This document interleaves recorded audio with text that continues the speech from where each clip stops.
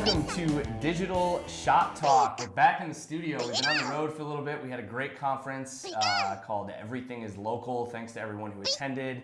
Thanks to our wonderful guest panelists. Everything is local. It's kind of appropriate. Sorry, I'm trying to catch a Pokemon right now. Stupid Pokemon. But it's funny because local, we talk local all the time, but local continues to bubble up to the surface in the consciousness of digital marketers. One of the biggest news stories, to kind of jump right in, is Verizon's acquisition of Yahoo. They already owned AOL, kind of gave them a first step into kind of content marketing, right, across their network, if you will. And devices. And devices, right? So this is a big deal. I mean, what are your thoughts? Because now they're kind of expanding their reach, and they're an ISP as well, too. And devices, particularly from a mobile perspective, when it comes to reaching consumers, like this is what people are going for, right? Yeah, I mean, I think it'll be interesting to see how it plays out because it's like a couple juggernauts all smushing together, right. And it'll be really interesting to see if they can figure it out over the next 12 months about what it actually means, right? And so a lot of people are saying, okay, now there's finally a third player in the marketplace behind Google and Bing. Yeah.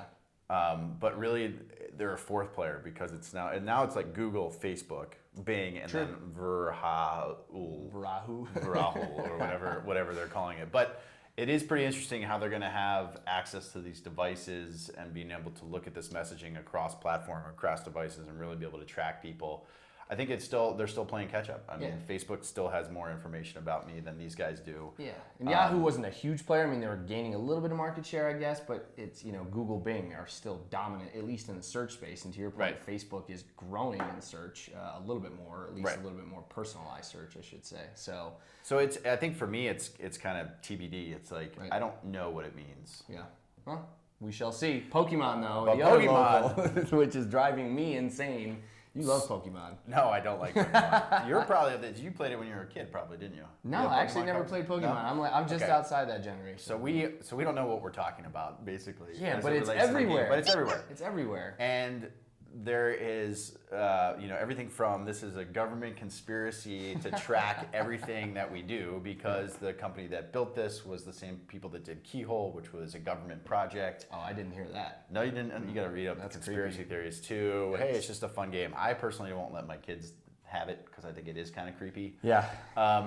But retailers are figuring out how to make this work for them. So I've seen, coffee shops come in and catch a thing and 10% off, and we're seeing. But I think more importantly, it's really of a sneak peek into how virtual reality is going to change everything you do from a marketing perspective, right? It's not going to be too long where instead of looking at your phone, you're going to have, maybe not a virtual reality headset, but we've talked about, implants in your contacts and things like that. So how marketing transitions into the virtual reality world, I think this is kind of a first sneak peek. Yeah. We've already seen some platforms jump in and do specific Snapchat filters for local events and things like that. So we're seeing the application of localized marketing efforts into these platforms, and it's only going to continue. Yeah, I think the augmented reality, I'll be interested to see from retail, right? Like you're walking around the store and you kind of focus on a pair of shoes or a shirt that you might want.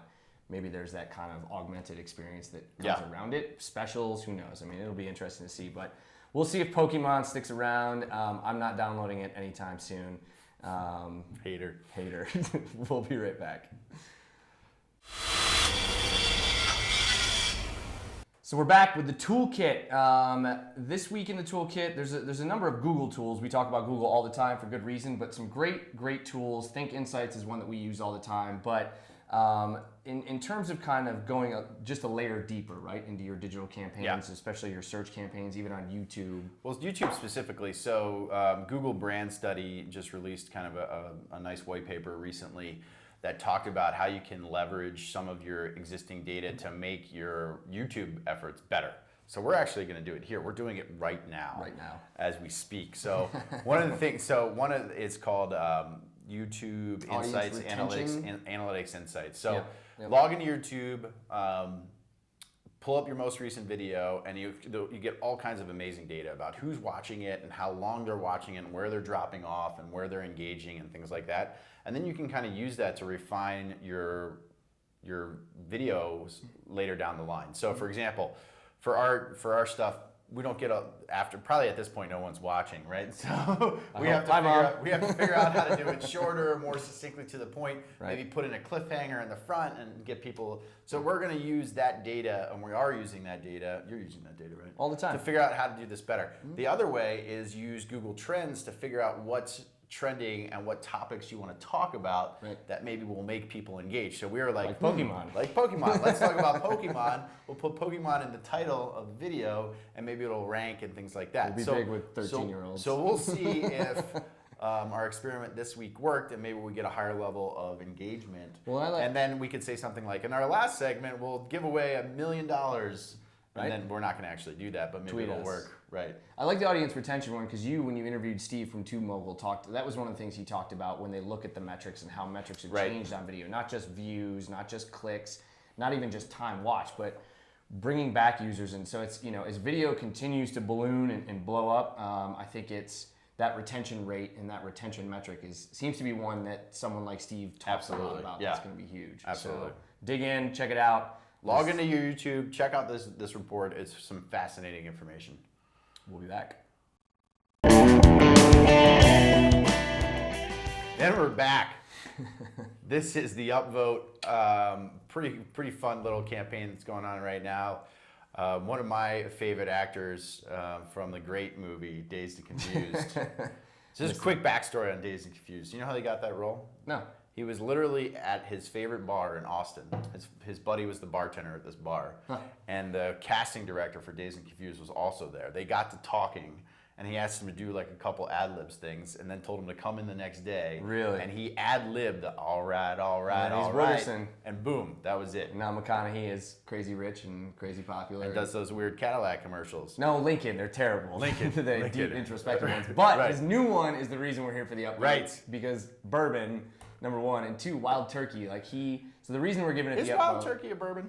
I don't think it's bourbon. Yeah. Oh yeah, it's definitely. Wild turkey, I think it's like. Yeah, it's bourbon. It's definitely bourbon. Anyway. I'm not a big fan, but beside the point. But his new campaign, it's kind of, the reason we dig it is it's as more brands kind of think of how they're delivering content and how they're delivering the experiences. So they went and asked, Wild Turkey went and asked McConaughey, hey, will you be our spokesperson? He said, I want to get a little bit deeper. I want to be the creative director for the entire campaign and the entire spot. So he actually immersed himself with the agency throughout the creative process to really come up with these branded commercials that he's also a part of. I'm going to guess that he probably has a lifetime supply of Wild Turkey as a result. But check it out right here. The folks at Wild Turkey came to me a few years ago to be the celebrity spokesman for their brand and their new campaign. And I really liked the idea. But the more I thought about it, I said, look, I want to be more than just the face in the campaign. I want to have my hands in the clay of how we tell the story. And I want to be a part of the whole story, not just the character in it. So this is my new gig, creative director of the new Wild Turkey campaign. I found a story here in Kentucky. Found a story here in the Russells. Found a story here in Wild Turkey that I think deserves to be told. I find it entertaining. I find it inspiring. We're not going to be for everybody, and that's okay. If we're for you, you'll know. And as Jimmy says, hey, if this doesn't work,